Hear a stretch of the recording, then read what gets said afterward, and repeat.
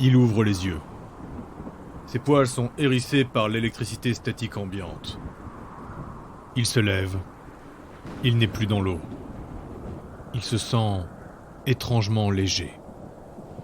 Quand il regarde autour de lui, Ross Yasankak est bouche bée.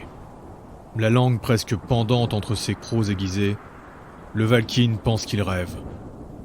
Il est sur un nuage noir, et d'autres cumulus l'entourent. L'électricité dans l'air est palpable, et alors qu'il fait un pas en avant, il ressent d'étranges grésillements au niveau de ses pattes. Et puis enfin il le constate, il est entièrement nu. Nu, au milieu de la foudre. Est-il mort? Est-il exclu du Valhalla pour être tombé dans les mains d'un démon? Non, sombre idiot.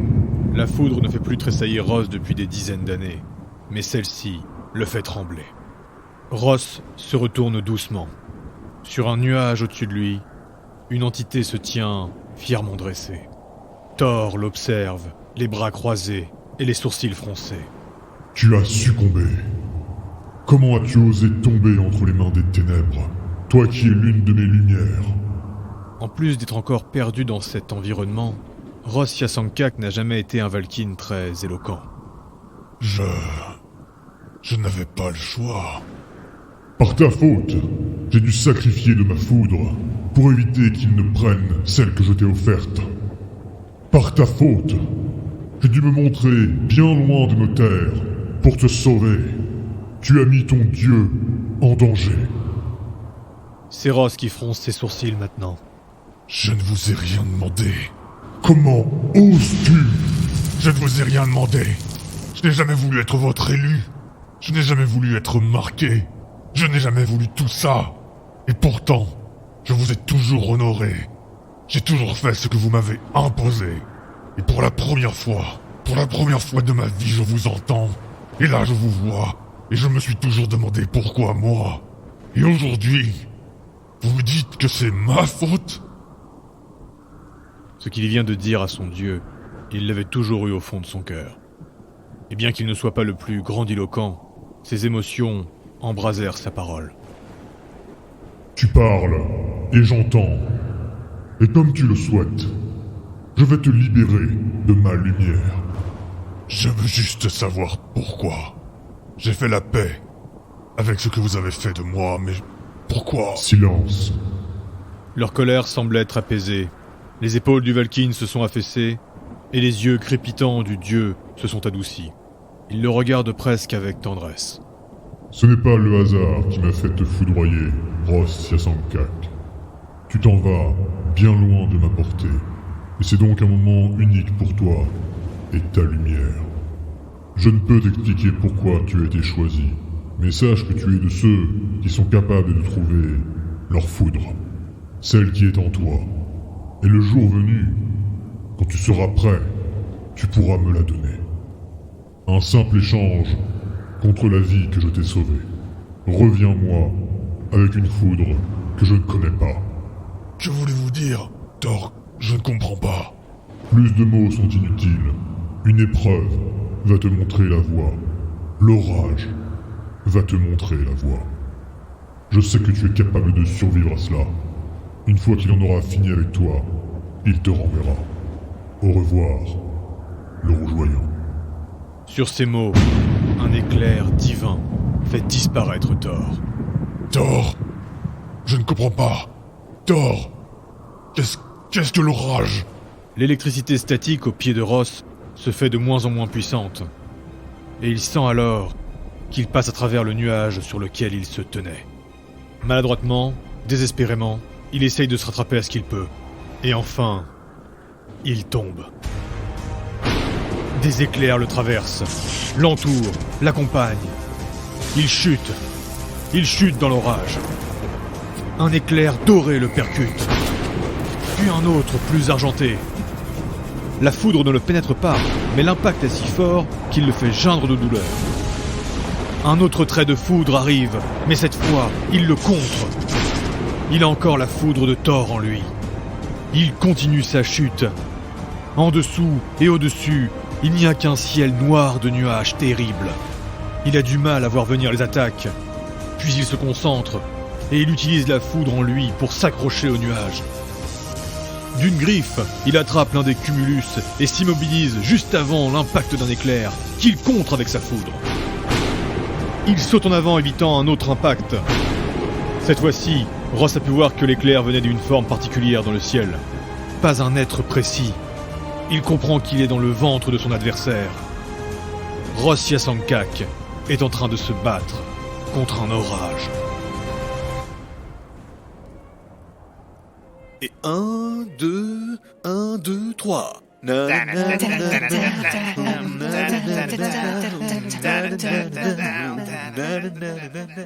Yaka, Ralour et Jin, les trois élèves du lard, chantent le regard crispé par la concentration. Les trois maîtrisent déjà l'art du chant. Ralour et Jin maîtrisent aussi plusieurs instruments. Mais la difficulté pour ces jeunes skalds est de percer à jour la magie de soin de leur maître. Ular Valoem est le seul représentant de Bragi à maîtriser la magie de la vie. La maison Skald avait choisi pour lui des élèves triés sur le volet. Ils sont chacun à leur façon de très bons étudiants, et ils connaissent déjà quelques chants magiques capables de redonner de l'énergie aux Midgardiens qui les écoutent. Mais Ular veut les voir faire des soins avec leurs chansons dignes de ce nom. Lui aussi chante avec eux, et il est très concentré, car il a besoin de voir cette forme de magie se développer chez d'autres Skalds que lui. Il veut à tout prix que la nouvelle voie qu'il compte diriger débute avec ces trois jeunes prodiges. Le petit Yaka écarquille les yeux, alors qu'une harmonie singulière s'échange entre son chant et celui de son maître. Puis il perd son diapason. Continue. Ular le sent, les notes résonnent ensemble. Il les guide par le chant vers sa magie. Et du coin du regard, il peut voir les autres Skalds et même certains mages les observer fascinés. Un monticule d'objets magiques est posé à côté de Shinsu. Les gens s'arrêtent longtemps subjugués devant l'amas d'objets précieux que Shinsu Tensei jette dans le feu. La quantité et la qualité des objets qu'il sacrifie dans le feu de sa forge est effarante. Un grand Valkyne musclé, aux poils qui ressemblent un peu à ceux d'un tigre, s'approche de lui. Shinsu n'y prête pas attention, et il continue son travail acharné. Cela fait maintenant 3 jours que Kalakokara est mort. Le Valkyne remarque l'amoncellement d'assiettes que Taeng a laissé à son frère. Il y a à peine touché. Quand il observe à distance l'état du Frostalf, il constate facilement qu'il est très affaibli. Tous les forgerons du Léviathan sont venus voir la magie à l'œuvre. Shinsu fait fondre les différents objets, et une fois assez malléables, il les fait couler sur les morceaux brisés de la dévoreuse. Mais ce qui est incroyable, c'est qu'alors qu'il est en train de reforger l'arme, et qu'elle reprend une forme en alliant son métal d'origine avec le nouveau qu'il lui fait couler, les morceaux brisés absorbent progressivement la totalité du métal. Et Shinsu aide à l'absorption. Il fait juste attention à ce que la forme de l'épée reste la même durant tout le procédé. Mais l'opération est très délicate. Le Valkyne tigré voit aussi que le Frostalf va se couper la paume de la main. Cette dernière est d'ailleurs presque en lambeaux. Puis en serrant le poing, Shinsu ajoute son sang dans le métal en fusion. L'imposant Valkyne va rester un moment admiratif et intrigué. Le métal magique que Shinsu vient d'utiliser était celui d'une armure de maille imbibée d'énergie positive, protégée par un puissant rituel chamanique.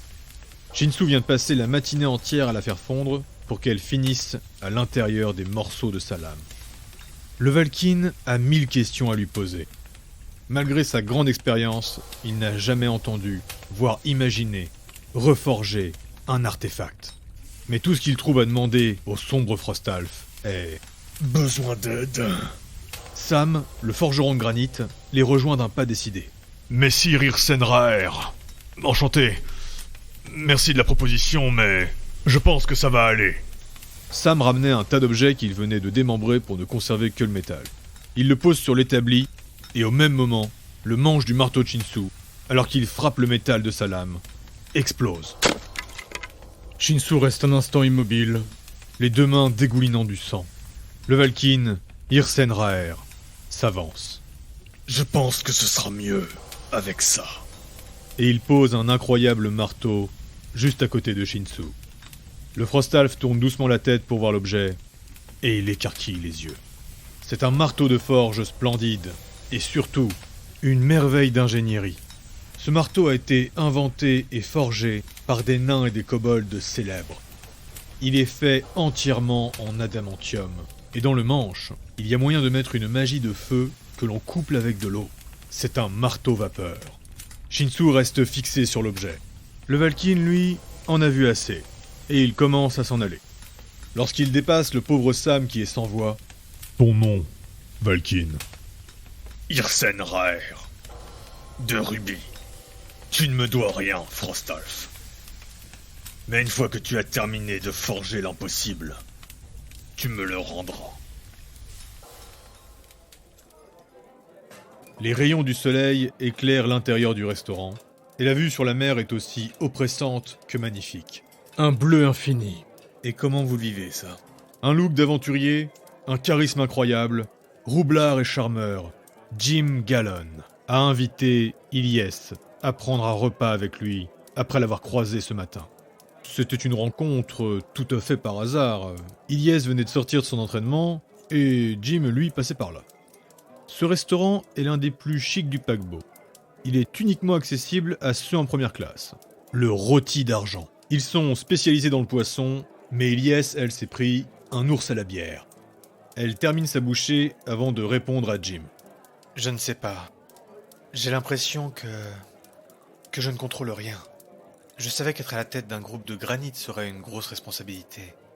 Mais je n'avais pas pensé que dans ce genre d'expédition, ce serait si chaotique. Je me disais que ça serait plus simple que sur les fronts. Mais c'est pire. Jim attrape la main d'Ilyes posée sur la table. La Valkyrie se crispe. Surprise, mais pas offusquée par le geste. Cependant, installée sur une chaise, la lumière de Céleste s'intensifie. Vous êtes ce dont ce groupe a besoin. Je peux vous le dire, ma chère. Vous allez nager dans le chaos avec eux. Mais vous serez leur pilier. Comment vous savez ça? Jim lâche la main d'Ilyes, de plus en plus affecté par la magie de Céleste qui l'assaille. L'épée est très protectrice et ne semble pas l'apprécier. Il se réinstalle sur son siège et garde son sourire enjôleur. Je n'en sais rien. Une intuition.